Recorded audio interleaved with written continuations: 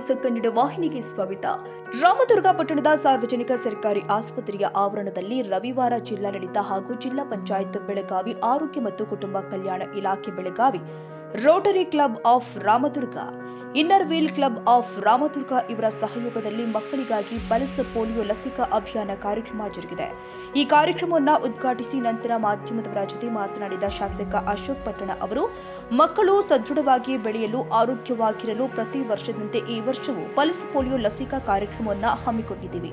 ರಾಮದುರ್ಗ ಸರ್ಕಾರಿ ಆಸ್ಪತ್ರೆ ಅಭಿವೃದ್ಧಿಗಾಗಿ ಸರ್ಕಾರ ಈಗಾಗಲೇ ಅನುದಾನ ಘೋಷಣೆ ಮಾಡಿದೆ. ಮುಂದಿನ 2-3 ತಿಂಗಳ ಒಳಗೆ ಈ ಕಾಮಗಾರಿಯನ್ನ ಪ್ರಾರಂಭ ಮಾಡ್ತೀವಿ. ಬೆಳಗಾವಿ ಅಧಿವೇಶನದ ಸಂದರ್ಭದಲ್ಲಿ ರಾಮದುರ್ಗ ತಾಲೂಕಿನ ನೀರಾವರಿ ಯೋಜನೆಗಳ ಕುರಿತು ನೀರಾವರಿ ಸಚಿವರು ಹಾಗೂ ಅಧಿಕಾರಿಗಳೊಂದಿಗೆ ಸಭೆ ನಡೆಸಲಾಗಿದೆ.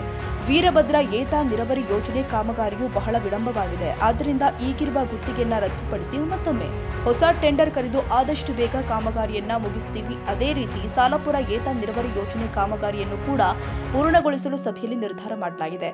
ಲೋಕಾಪುರದಿಂದ ಧಾರವಾಡ ರೈಲ್ವೆ ಮಾರ್ಗಕ್ಕೆ ಅಗತ್ಯ ಭೂಮಿ ಒದಗಿಸುವುದಾಗಿ ಸಿಎಂ ಸಿದ್ದರಾಮಯ್ಯ ಅವರು ಕೇಂದ್ರ ಸರ್ಕಾರಕ್ಕೆ ಈಗಾಗಲೇ ಪತ್ರ ಬರೆದಿದ್ದಾರೆ. ರಾಮದುರ್ಗಕ್ಕೆ ರೈಲ್ವೆ ಸಂಪರ್ಕ ಕಲ್ಪಿಸಲು ನಾವು ಕೂಡ ಬದ್ಧರಾಗಿದ್ದೇವೆ. ಪಟ್ಟಣದಲ್ಲಿ ಕ್ರೀಡಾಂಗಣಕ್ಕಾಗಿ ಈಗಾಗಲೇ 2 ಸ್ಥಳವನ್ನ ಗುರುತಿಸಿದ್ದೀವಿ. ಅದರಲ್ಲಿ ಒಂದು ಜಾಗ ಫೈನಲ್ ಮಾಡಿ 1 ವರ್ಷದ ಒಳಗೆ ಕ್ರೀಡಾಂಗಣವನ್ನ ನಿರ್ಮಾಣ ಮಾಡ್ತೀವಿ ಎಂದಿದ್ದಾರೆ. ದಿನಾಚರಣೆ ಆಚರಿಸ್ತಾ ಇದ್ದೀವಿ. ಎಲ್ಲ ಸಣ್ಣ ಮಕ್ಕಳಿಗೆಲ್ಲ ಪಲ್ಸ್ ಪೋಲಿಯೋನ ಹಾಕಿ ಅವರೆಲ್ಲ ಸದೃಢವಾಗಿ ಬೆಳೀಲಿ ಅಂತೇಳಿ ಆ ದೃಷ್ಟಿಯಿಂದ ಪಲ್ಸ್ ಪೋಲಿಯೋ ಕಾರ್ಯಕ್ರಮ ಇರ್ತದೆ. ಹಿಂದಿನ ಕಾಲದಾಗೆ ಪಲ್ಸ್ ಪೋಲಿಯೋ ಹಾಕದೆ ಬೇಕಾದಷ್ಟು ಜನ ಪೋಲಿಯೋಗೆಲ್ಲ ದೂರಪಡಿಸ್ತಾ ಇದ್ರು. ಅದನ್ನು ತಂತ್ರಜ್ಞಾನದಿಂದ ಅಭಿವೃದ್ಧಿಪಡಿಸಿ ಈ ಡ್ರಾಪ್ಸ್ ಹಾಕಿದ್ರೆ ಪೋಲಿಯೋ ಏನು ಅಟ್ಯಾಕ್ ಆಗದಂಗೆ ಮಾಹಿತಿ ತಂತ್ರಜ್ಞಾನದಿಂದ ರುಜುವಾತಾಗಿರೋದ್ರಿಂದ ಎಲ್ಲರೂ ನಾವು ಪಲ್ಸ್ ಪೋಲಿಯೋ ಮಕ್ಕಳಿಗೆಲ್ಲರೂ ಪ್ರತಿ ವರ್ಷನೂ ಎಲ್ಲ ಸಣ್ಣ ಮಕ್ಕಳಿಗೆ ಪ್ರತಿ ವರ್ಷನೂ ಪಲ್ಸ್ ಪೋಲಿಯೋ ಆಗ್ತಾ ಇದ್ದೀವಿ.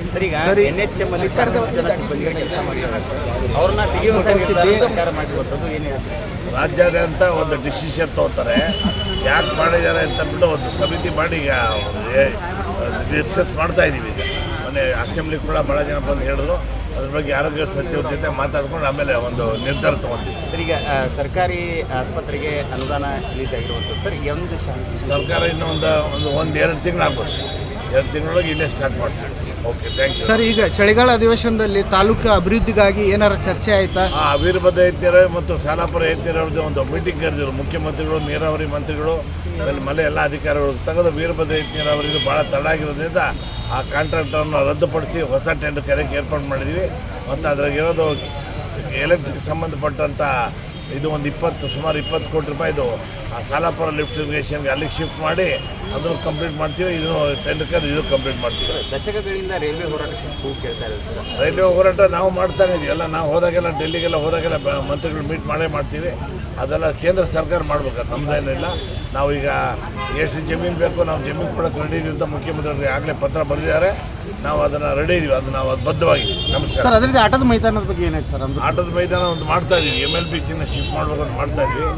MLBCನೇ ಇಲ್ಲಾಂದರೆ ಅಥವಾ ಮುಳ್ಳೂರು ಗುಡ್ಡದ ಹತ್ರ 2ರೊಳಗೆ ಒಂದು ಕಡೆ ಮಾಡಬೇಕು ಅಂತ ಒಂದು ಚಿಂತನೆ ನಡೆದಿದೆ. ಆದಷ್ಟು ಬೇಗ 1 ವರ್ಷಕ್ಕೆ ಎಲ್ಲ ರೆಡಿ ಮಾಡ್ತೀವಿ. ನಮಸ್ಕಾರ.